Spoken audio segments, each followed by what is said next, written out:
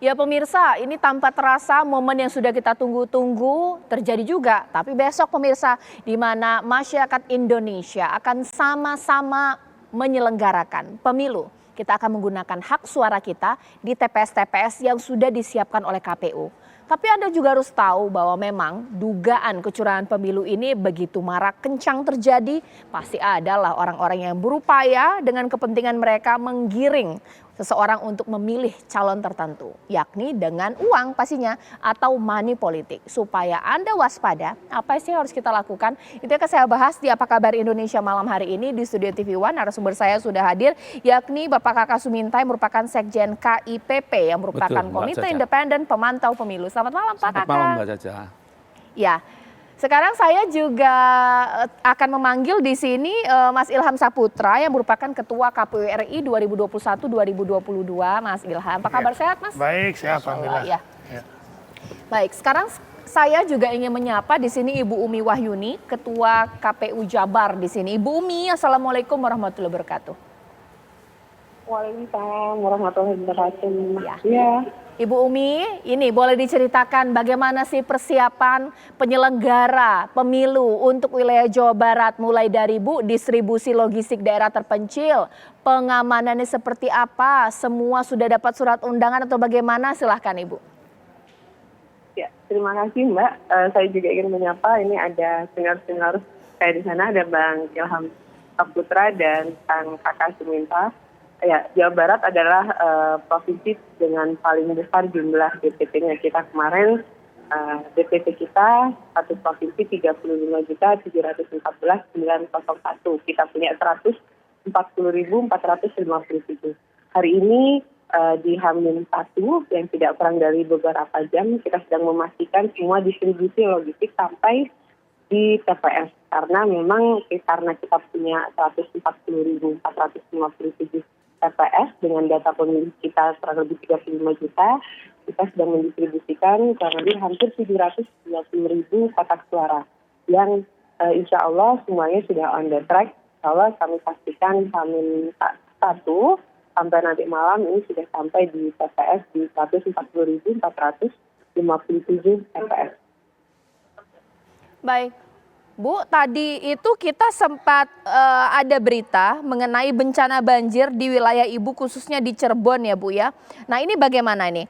TPS darurat disiapkan, tapi apakah ini mengganggu nanti proses pemungutan suara mulai dari warga yang datang, sudah dapat info, logistik pemilu, seperti apa Bu?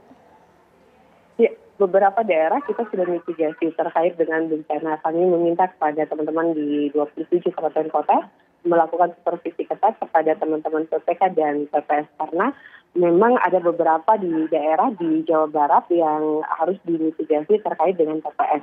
Dan insya Allah semua sudah kita mitigasi untuk terkait perpindahan TPS.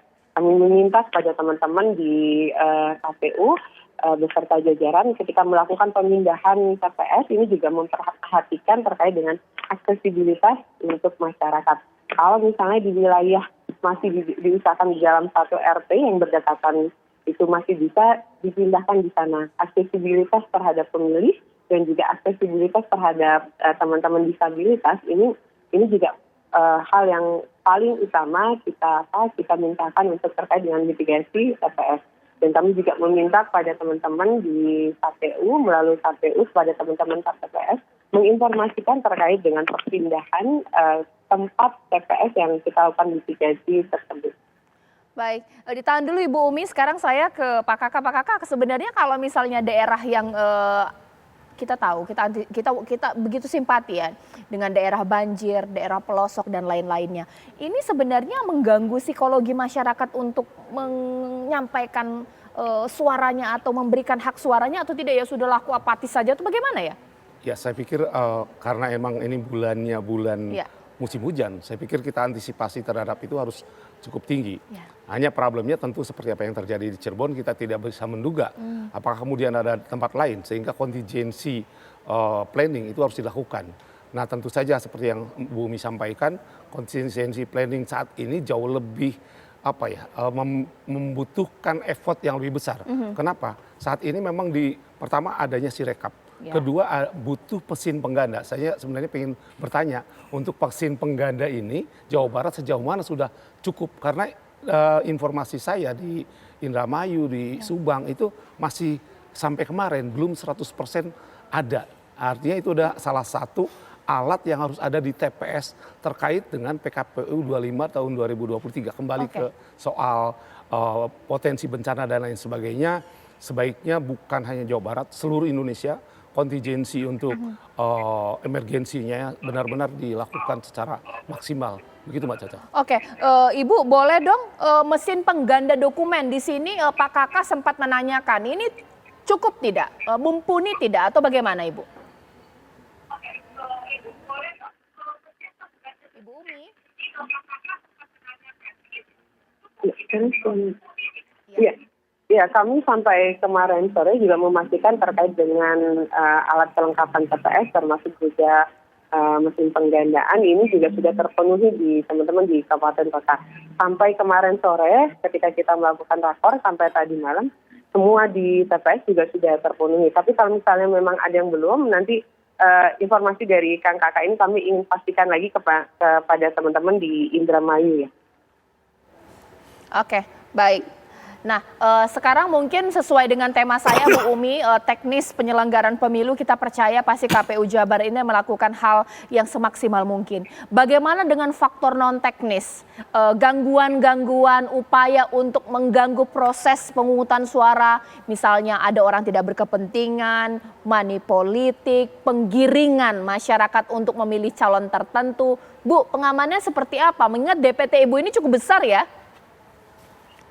Iya, kami kalau kita hitung penyelenggara kita dari tingkatan KPU di 27 kabupaten kota sampai PPK, PPS dan KPPS kurang lebih di Jawa Barat itu ada 1,3 juta orang gitu ya. Mungkin kalau di provinsi lain 1,3 juta orang ini jumlah pemilihnya, tapi kalau di Jawa Barat jumlah penyelenggaranya saja ada 1,3 juta orang.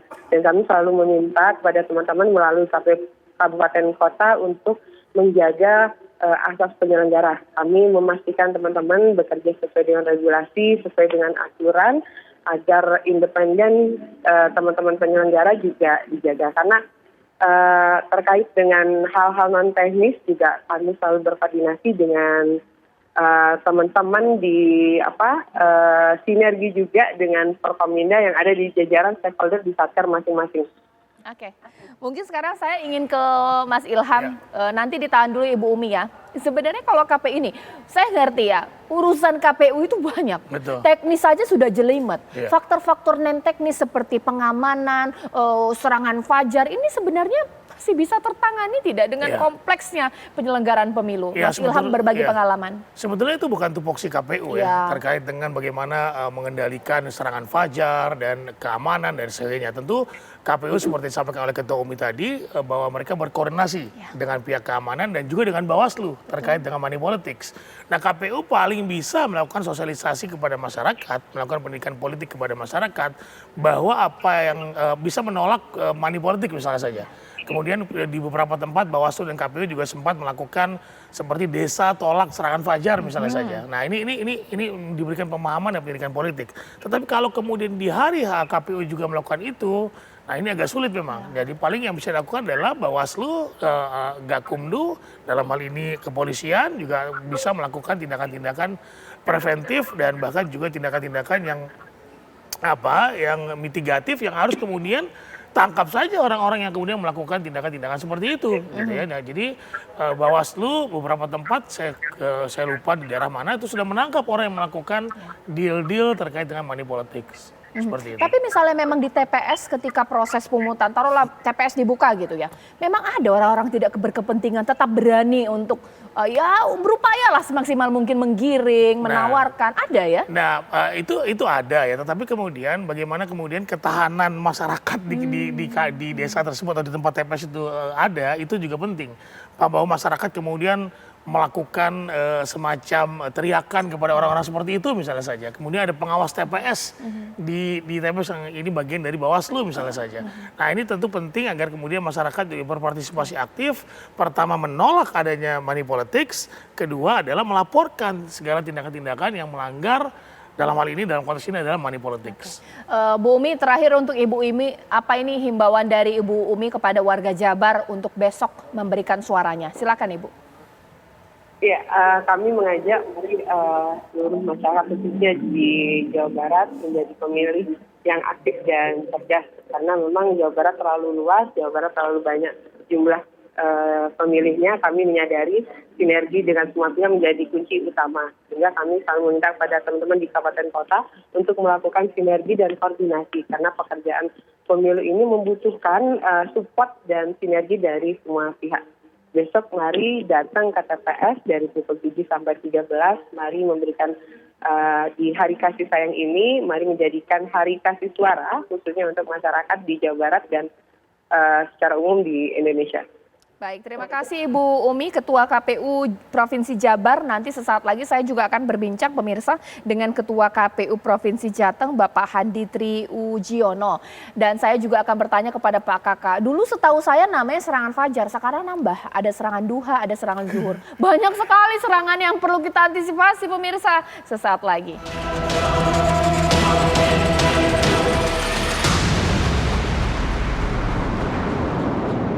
Saya ingin ke Pak Kakak terlebih dahulu. Pak, ini sekarang kok masyarakat ini banyak sekali godaannya. Kalau dulu istilah serangan fajar, kalau sekarang serangan duha, serangan zuhur ini kok kayaknya gencar juga untuk menawarkan uang untuk memilih calon tertentu. Ini gimana Pak fenomena ini? Ya, pantauan kami itu lebih kepada legislatif ya, di DPR dan DPRD. Walaupun memang ada anggota DPR atau DPRD yang kemudian tandem, artinya langsung ke ini calon presidennya. Combo gitu ya? Ya, combo gitu kan. Dan akhirnya tapi saya pikir masih relatif belum seperti di Filipina. Di Filipina udah barcode. Itu bukan hanya duha lagi barcode sehingga kontrolnya lebih mudah. Gitu kan. Nah, tetapi fenomenanya adalah seperti sampaikan Mas Burhanmu tadi, masyarakat semakin permisif. Apakah benar atau tidak nanti kita konfirmasi di hasil. Nah, problemnya tentu saja ini akan mempengaruhi dua hal. Pertama dari sisi confidence si calonnya sendiri, artinya dia tidak confident sebagai calon. Artinya menjadi keterwakilan atau representasi sebagai wakil rakyatnya juga akan merasakan hambar ya. Kemudian di masyarakat sendiri sebenarnya pembelajaran yang kurang bagus. Termasuk juga pembelajaran bahwa ambil uangnya jangan pilih orangnya. Itu juga nggak bagus, artinya kita berbohong pada diri sendiri. Tetapi sebenarnya problem saat ini yang jauh lebih besar saya pikir bukan sekedar politik uang. Ini sudah menyebar apa yang terjadi di Depok misalnya. Itu kan muncul agak viral ya, ada sejumlah uang. Kemudian juga kalau kita perhatikan merata. Misalnya di tempat saya di Jakarta Pusat. Kemudian juga di tempat-tempat lain, Pak Purwakarta kemarin. Nah polanya itu dijanjikan. Jadi ada kartu keluarga, kemudian berapa jumlah pemilih, kemudian dikasih uang DP dulu, ini menarik. Baru kemudian kalau habis pemilihan dan di TPS itu menang, dia akan tambahkan. Ada pola-pola seperti itu, artinya semakin canggih Mbak Caca. Iya, ditahan dulu Pak Kakak. Sekarang saya pemirsa akan berbincang dengan Ketua KPU Provinsi Jawa Tengah, Bapak Handi Triujiono. Selamat malam Pak Handi.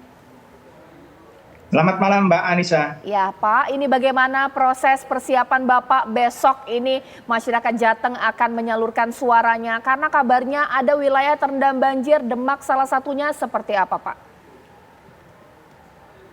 Baik, yang pertama kami telah memitigasi segala potensi terkait dengan hambatan termasuk dari alam. Jadi kami memitigasi soal logistik misalnya di Karimun Jawa, di Nusa Kambangan, di Kampung Laut, dan juga di lereng Merapi. Namun demikian, di awal bulan Februari ini, kita kedatangan tamu banjir di Demak yang memang karena kondisi alam, wilayah terendam itu memang di bawah permukaan air laut. Dengan jebolnya tanggul di wilayah, khususnya di Kecamatan Karanganyar. Yang pertama kami perlu sampaikan bahwa Bupati Demak telah menerbitkan keputusan terkait tanggap darurat untuk 7 kecamatan. Dan yang terdampak paling parah adalah Kecamatan Karanganyar yang terdiri dari 17 desa. Kemudian tanggal 11 yang lalu KPU Kabupaten Demak atas usulan PPK Kecamatan Karanganyar Kabupaten Demak mengusulkan untuk dilakukan penundaan pemungutan di tanggal 14 Februari 2024. Dan kemudian di situ terdapat 114 TPS dari 10 desa di Kecamatan Karanganyar dengan pemilih 27.669 pemilih. Tentu ini kita cukup prihatin, sesuatu yang kita tidak bisa prediksikan. Begitu Mbak Caca Anissa. Baik, Pak Handi, Jateng ini kan salah satu kandang atau mungkin wilayah yang diperebutkan untuk Pilpres ya, untuk Capres dan Cawapres. Ini pastinya serangan fajar cukup kencang di wilayah Bapak. Gimana nih Pak pengamanannya Pak, supaya lancar proses pemungutan suara besok? Baik, jadi memang seperti yang disampaikan senior saya Pak Ilham Saputra dan juga Pak Kakak Suminta, bahwa terkait dengan serangan fajar, serangan duha atau apapun istilahnya memang bukan domain dari penyelenggara pemilu. Namun kami juga menekankan dalam pendidikan kita, pendidikan politik kepada pemilih, untuk menyadari betul bahwa pertaruhan terhadap masa depan bangsa itu setidak-tidaknya jangan kemudian dilego dengan sejumlah uang. Kira-kira begitu Mbak Anissa. Oke, mungkin sekarang saya minta tanggapannya dong Mas Ilham, untuk wilayah Jawa Tengah ini sebenarnya apa sih yang bisa dilakukan oleh pihak KPU? Ya ini urusan Bawaslu, tapi kalau tidak berhasil pemilunya di sana, banyak money politiknya yang disorot juga KPU. Seperti apa Mas Ilham? Iya, saya kira KPU juga harus memberikan himbauan dan ini sudah dilakukan saya kira untuk masyarakat tidak menerima money politics ya, karena memang itu menjadi kewajiban KPU atau tupoksi KPU untuk memberikan himbauan. Yang kedua, ini saya ingin mengkritik Bawaslu-nya kemana gitu ya. Bahwa seperti yang disampaikan beberapa kawan terkait dengan praktek money politik ini sudah begitu telanjang ya, sudah begitu orang jor-joran. Kalau Anda bicara sama caleg, itu ada istilah namanya nyebar gitu ya. Atau kemudian istilah-istilah lain yang kemudian itu harus dilakukan. Nah seakan-akan pemilu kita itu dimenangkan dengan cara-cara seperti itu. Nah sehingga yang muncul nanti adalah hasil pemilu kita, pertama soal legitimasi, kedua soal hasil orang yang dihasilkan dari pemilu kita itu orang-orang yang nggak benar, karena caranya udah nggak benar gitu. Nah ini yang penting. Nah yang terakhir yang saya ingin himbau kepada teman-teman KPU agar tidak pernah terlibat dengan money politik ini, karena saya khawatir sekali sekarang sudah ada desas-desus bahwa untuk mendapatkan suara banyak itu harus menghubungi KPU. Nah, ini bahaya sekali nih. Ya, pemahaman diamanin suaranya begitu. Betul, ini bahaya sekali. Waktu itu saya ingatkan kepada semua penyelenggara dari KPU dari level atas sampai level bawah sampai ke KPPS, jangan sampai melakukan tindakan-tindakan seperti itu. Pertama itu mendelegitimasi pemilu kita. Kedua juga Anda juga mempermalukan lembaga penyelenggara pemilu. Yang ketiga juga Anda mempermalukan keluarga. Ya, jadi ini saya ingin ingatkan sekali lagi. Ya. Itu penting sekali. Saya minta dong tanggapannya ke Pak Handi. Pak Handi, bagaimana Bapak meyakinkan bahwa Bapak dan seluruh jajaran itu tidak terlibat praktik-praktik suap seperti itu? Jadi jangan sampai ada omongan kalau mau aman suaramu kasih uang pelicin dulu ke KPU di daerah. Seperti apa Pak? Baik, jadi kami juga menekankan ke seluruh jajaran kami di KPU Kabupaten Kota, PPK, PPS, dan KPPS. Kami selalu menekankan bahwa integritas, profesionalitas, itulah harga diri kita. Sehingga memang itu harus dijaga, termasuk nyawa kita. Sehingga begini Bapak, Ibu Anissa, Pak Ilham, dan juga Pak Kakak, bahwa kami berupaya keras untuk setidaknya di proses awal pun kami merekrut penyelenggara itu sebaik mungkin melalui mekanisme yang ada. Yang kedua adalah mengingatkan bahwa kita sebagai penyelenggara jangan sampai kemudian menambah konflik dengan cara melibatkan di dalam proses kontestasi secara teknis yang kemudian keberpihakan, termasuk apalagi dihargai dengan uang. Tentu hal ini tidak mudah karena kita punya penyelenggara yang cukup banyak di Jawa Tengah, ada 821.000 sekian KPPS, kemudian ada PPS di sekian ribu desa kelurahan dan lain sebagainya. Sehingga ini tugas kita bersama, kami juga selalu mengingatkan terkait dengan menjaga perilaku. Tidak hanya terlihat netral, tapi sungguh-sungguh kita bekerja sesuai dengan apa yang kita ambil sumpah janji sebagai penyelenggara pemilu. Baik, ditahan dulu Pak Andi. Pak Andi sedikit terganggu juga komunikasi saya dengan Pak Andi, nanti saya akan perbaiki. Nanti mungkin boleh Pak Kakak menanggapi. Selain memang money politik itu dari para orang-orang tidak berkepentingan, kepercayaan masyarakat terhadap penyelenggara pemilu ini juga penting. Karena sudah ada desas-desus seperti itu. Wah, ternyata harus diamanin suaranya nih supaya aman suara kita sampai nanti dihitung ya di pusat ya. Sesaat lagi pemirsa di Apa Kabar Indonesia Malam. Ya, mungkin saya ingin ke Pak Kakak terlebih dahulu. Kepercayaan publik terhadap penyelenggara pemilu ini sangat penting.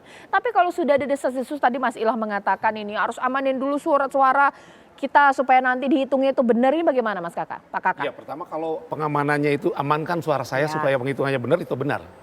Nah, problemnya adalah ketika misalnya kalau kita lihat proses ya, misalnya saksi itu bisa sampai jam berapa. Kemudian kalau dijeda dan antara jeda dengan besok paginya, what happen dengan semua proses itu yang problem, saya pikir. Sehingga surat suara mana yang dihitung itu penting. Makanya saya mendengar ada daerah yang akan menghitung suara-suara tidak dari surat-suara presiden dulu. Saya pikir ini bermasalah. Jadi mulai dari mana dulu nih? Kalau di PKPU-nya itu dapat mulai dari surat suara capres-cawapres. Ya. DPR, DPD, DPRD. Di hari yang sama itu? Tanggal 14 atau boleh beda hari? Pada tanggal 14, pada hari yang sama. Kecuali kalau memang masih dibutuhkan lagi sampai besoknya itu pun ada batas waktu jam 12 misalnya. Nah, dari situ saya pikir ada ruang untuk misalnya di KPPS. Nah, geser dari KPPS ke PPK ini juga problem. Misalnya bagaimana bergesernya, amankah atau tidak. Walaupun sekarang sudah dicoba untuk diamankan dalam tanda petik melalui Sirekap. Tetapi kita kan belum tahu setangguh apa sih, gitu kan. Karena saya pernah punya pengalaman 2015, itu satu kecamatan dirubah di PPK, di Pilkada. Ada saksi dan lain sebagainya bahkan ditempel, tapi pada saat pleno terjadi. Artinya semua potensial ada. Nah, oleh karenanya mungkin tadi yang Bang Ilham sampaikan itu benar. Bahwa KPU, Bawaslu, nah peran Bawaslu ini saya pikir. Saat ini kepercayaan publik kalau saya sebagai pemantau melihat terjadi penurunan terhadap penyelenggara pemilu. Misalnya di KPU sendiri masa Bang Ilham itu di pagi-pagi tidak terlalu banyak sanksi dari DKPP. Saat ini sudah minimal 4 ya kalau saya catat itu dalam waktu yang sangat pendek. Kemudian di Bawaslu juga, kepercayaan publik terhadap Bawaslu saat ini menurun karena memang hampir jarang sekali temuan Bawaslu yang kemudian berakibat pada sanksi misalnya. Walaupun memang regulasinya ada di KPU, misalnya soal kampanye. Kampanye itu regulasinya yang buat KPU. Begitu juga tentang pungut hitung, regulasinya ada di KPU. Tapi kemudian yang mengawasi adalah Bawaslu. Nah, ini dibutuhkan kerjasama. Problemnya untuk kerjasama saat ini agak saya lihat tidak cukup bagus ya. Kerjasamanya untuk bisa melahirkan tahapan yang baik, kemudian pengawasan yang maksimal. Oleh karenanya mungkin publik ya, kalau dalam keadaan seperti itu saya pikir publik, masyarakat ini sudah mulai muncul seperti misalnya saat ini ada beberapa warga di Jakarta Selatan yang merasa kehilangan hak pilihnya. Mereka berusaha dan mudah-mudahan ada jalan keluar. Nah, keterlibatan dan awareness publik yang dibutuhkan saat ini. Selain soal potensi kecurangan. Tapi saya pikir ada yang lebih besar. Tadi kan ada vote buyer, tapi ada juga vote barrel. Ya, kalau yang di TPS itu vote barrel. Dan itu terjadi juga karena memang kita tidak bisa melihat 100% semua orang pasti mempunyai dedikasi. Pasti ada kondisi-kondisi. Baik. Ya, sekarang saya ke Jawa Tengah karena kalau kita lihat ini pemberitaannya masih ada kendala-kendala yang mungkin terjadi dengan Sirekap, salah satunya adalah permasalahan login dan lain-lain. Kalau Jawa Tengah seperti apa Pak Handi? Baik, terkait di Jawa Tengah, kami perlu sampaikan memang di salah satunya tadi disampaikan Mbak Caca Nisa. Namun demikian, kami meyakini bahwa ini sebagai itu yang pertama ada pendokumentasian hasil. Kira-kira begitu ya. Sekarang istilahnya Pak Andi mohon maaf. Pak Andi, mohon maaf ini komunikasi kita sedikit terganggu, tapi saya sudah menangkap ya pesan tadi apa yang disampaikan Pak Andi. Terima kasih Pak Andi, selamat bekerja untuk malam ini hingga besok hari ya. Mungkin sekarang saya ingin ke Mas Ilham, lagi-lagi mengenai aplikasi yang juga mungkin bermasalah ini di daerah biasanya itu problematikanya. Ini mengganggu teknis tidak? Oh iya tentu saja. Ini saya juga baru dengar kabar dapat info bahwa PKPU rekapitulasi baru saja selesai. Ya, saya baru dapat. Nah ini bagaimana dengan bimbingan teknisnya kepada teman-teman di bawah? Bagaimana menyamakan persepsi terkait dengan isi kandungan yang kemudian nanti diimplementasikan oleh teman-teman di bawah. Kalau kemudian PKPU-nya baru selesai. Nah kemudian juga bagaimana implementasi dari Sirekap. Walaupun ini perlu saya beri garis bawah bahwa Sirekap ini hanya alat bantu. Dia bukan alat hitung resmi. Ya, suara resmi itu adalah rekapitulasi berjenjang yang dilakukan oleh KPU berdasarkan Undang-Undang 7 tahun 2017. Yaitu pertama dari TPS, kemudian kecamatan, kabupaten, provinsi sampai ke nasional. Nah, itu rekap yang kemudian resmi gitu ya. Kemudian itu dijadikan dasar sebagai manual, ya? putusan hasil manual memang. Memang sekali lagi disclaimer KPU dari dulu dari situng, Sirekap dan sebagainya itu adalah sebagai alat bantu. Jadi supaya masyarakat tahu berapa sebetulnya hasil penghitungan suara di hari pertama, hari kedua dan seterusnya di level TPS, kecamatan sampai ke atas. Nah, agar kemudian ini kan bagian dari transparansi dan juga agar kemudian suara-suara itu tidak dimanipulasi. Oke, iya. Sekarang saya ingin ke rekan saya, Mas Ilham dan juga Pak Kakak ke Jakarta Utara. Sudah ada rekan saya Yulia yang nanti akan menggambarkan kalau di sana ini persiapan TPS yang ada ini seperti apa. Ini dekat ya dari wilayah Pulau Gadung di Kelapa Gading. Yulia silahkan. Ya, selamat malam Caca dan juga pemirsa. Memang tinggal menghitung jam lagi pemilihan Presiden 2024 ini akan dilaksanakan. Saat ini saya sedang berada di TPS di RW 12 Jalan Pegangsaan 2 Jakarta Utara. Nah pemirsa, ini tuh ada yang unik karena memang TPS ini tuh panjangnya sepanjang 350 meter dan sebanyak 18 TPS ini tergabung di satu wilayah. Kita langsung saya tanyakan saja kepada salah satu warga yang berada di TPS Jalan Pegangsaan 2 ini. Mas, dengan Mas siapa Mas? Saya dengan Darius, Mas Darius dari RW 12. Nah Mas Darius, ini kan TPS unik nih, 350 meter, 18 TPS. Ini tuh gimana sih Mas tanggapannya? Tanggapannya sih sebenarnya jujur hal yang sedikit biasa. Tapi di tahun ini yang luar biasanya antusiasmenya berasa juga ya dari setiap rakyat yang ada, warga yang ada. Dan juga dari bisa dilihat nanti mungkin dari liputannya sepanjang ini dan juga ada bazar makanan gitu tuh. Jadi benar dipersiapkan untuk pesta rakyat di 2024. Jadi kita pun sebagai warga turut antusias untuk terjun dalam ya ikut serta lah ya untuk meramaikan pesta rakyat di tahun 2024 ini sih. Oke, Mas Darius berarti sudah ada pilihan nih ya. Nah, seandainya nih pilihan Mas Darius ini terpilih menjadi presiden, apa harapannya? Harapannya pasti memenuhi semua janji yang kita sudah dengar ya kan, dan juga harapannya juga yang terbaik lah untuk Terima kasih. Terima kasih ya Mas Darius atas waktunya. Ya pemirsa, kembali ke studio. Memang benar ada kekhawatiran bahwa pasca penghitungan yang kemudian perlu diantisipasi chaos. Tapi ditahan dulu, ternyata saya sudah dapat perintah nih pemirsa bahwa Pak Khairul Anam ini sudah tersambung dengan saya. Pak, Assalamualaikum Pak. Pak Anam.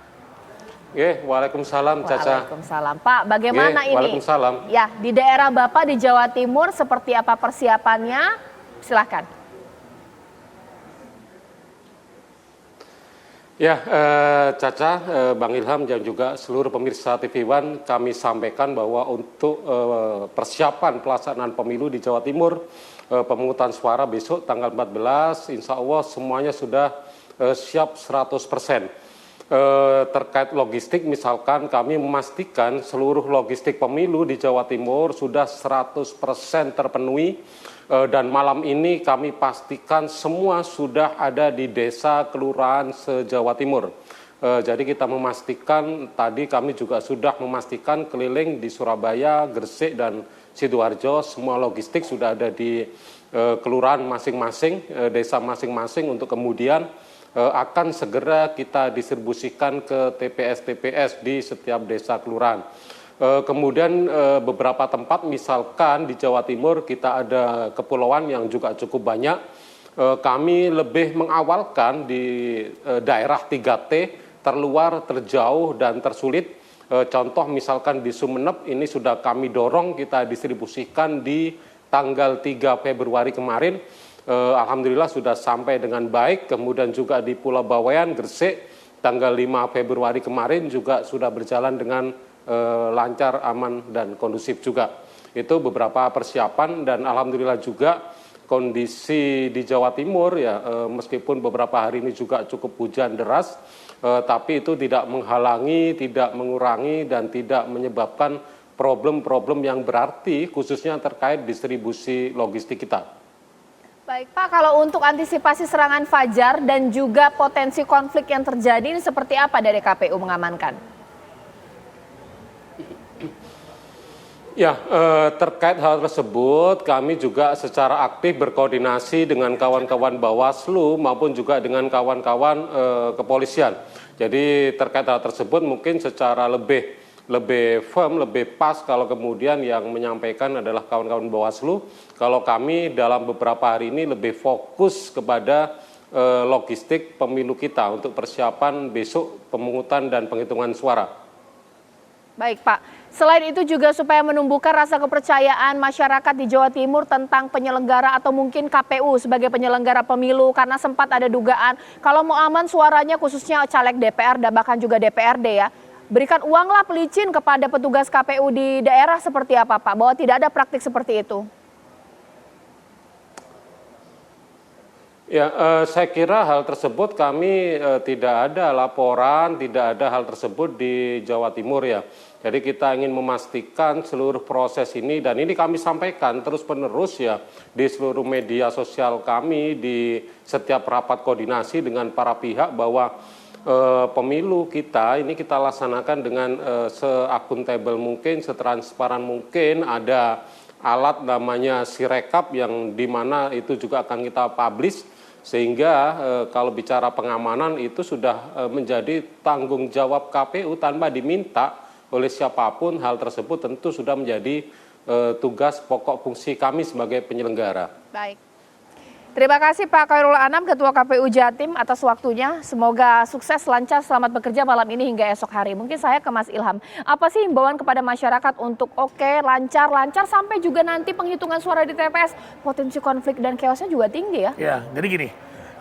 Salah satu potensi chaos dan konflik itu adalah karena penyelenggara melanggar peraturan atau ada potensi kecurangan. Itu kan membuat masyarakat tidak puas. Ya. Siapapun itu, partai politik, pendukung, capres dan sebagainya itu tidak puas. Oleh karenanya saya mengingatkan untuk tidak berbuat curang, bekerja sesuai dengan koridor peraturan perundang-undangan. Dan masyarakat harus kemudian melakukan pengawasan yang aktif. Jadi aktivitas atau kemudian partisipasi masyarakat dalam pemilu ini tidak hanya ketika dia mencoblos, tapi juga ketika dia melaporkan segala bentuk potensi kecurangan, potensi pelanggaran peraturan perundang-undangan dalam penyelenggaraan pemilu agar dilaporkan kepada pihak terkait. Di sini ada di TPS itu ada pengawas TPS, punyanya Bawaslu. Kemudian ada Panwascam kecamatan, ada Panwas kabupaten kota, ada Panwas provinsi, ada Bawaslu RI. Oleh karena juga saya menghimbau kepada penyelenggara pemilu dalam hal ini Bawaslu RI untuk melakukan atau menindaklanjuti setiap laporan yang ada dari masyarakat.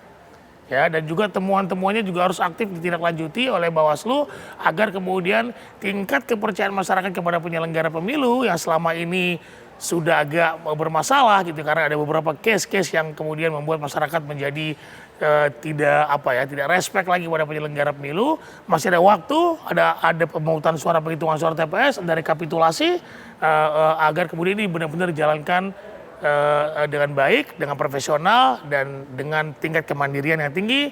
Jangan pernah bisa diintervensi oleh siapapun. Terima kasih. Oke. Pak Kakak seperti apa? Ya, saya pikir betul apa yang Bang Ilham katakan, bahwa terkait dengan penyelenggara pemilu ini sangat krusial. Salah satu contoh adalah hari ini telah terjadi. Kemarin itu ada insiden di Paniai di Papua Tengah. Itu tidak kurang dan tidak lebih akibat dari ketidakpercayaan publik terhadap penyelenggara. Dalam hal ini ketika KPU sedang mendistribusikan atau mendorong logistik. Dan ada entah apakah karena kesalahpahaman, tapi yang terjadi itu sampai cukup ada insiden pengembalian kotak suara, kemudian juga saya lihat ada di videonya pembakaran, simpang siur. Tetapi yang jelas bahwa itu terjadi akibat ketidakpercayaan yang muncul, entah isu dari mana kepada penyelenggara pemilu. Oleh karenanya KPU sebagai penyelenggara tahapan dan Bawaslu sebagai pengawas itu harus bersama-sama seperti dua rel kereta api yang berjalan. Oke, Pak Kakak terima kasih banyak atas waktunya. Mas Ilham terima kasih. Besok lancarlah pemirsa proses pemungutan suara sampai dengan penghitungan bahkan sampai rilis resmi dari KPU. Sesaat lagi rekan saya Agita sudah siap dengan informasi menariknya. Agita ada apa ya? Iya betul sekali Caca dan juga pemirsa. Sesaat lagi kami akan hadirkan informasi mengenai kotak suara dan surat suara pemilu yang dibakar massa di distrik Kebo dan distrik Yagai Kabupaten Paniai, Papua Tengah pada Senin kemarin. Sesaat lagi informasinya untuk Anda, tetaplah bersama kami.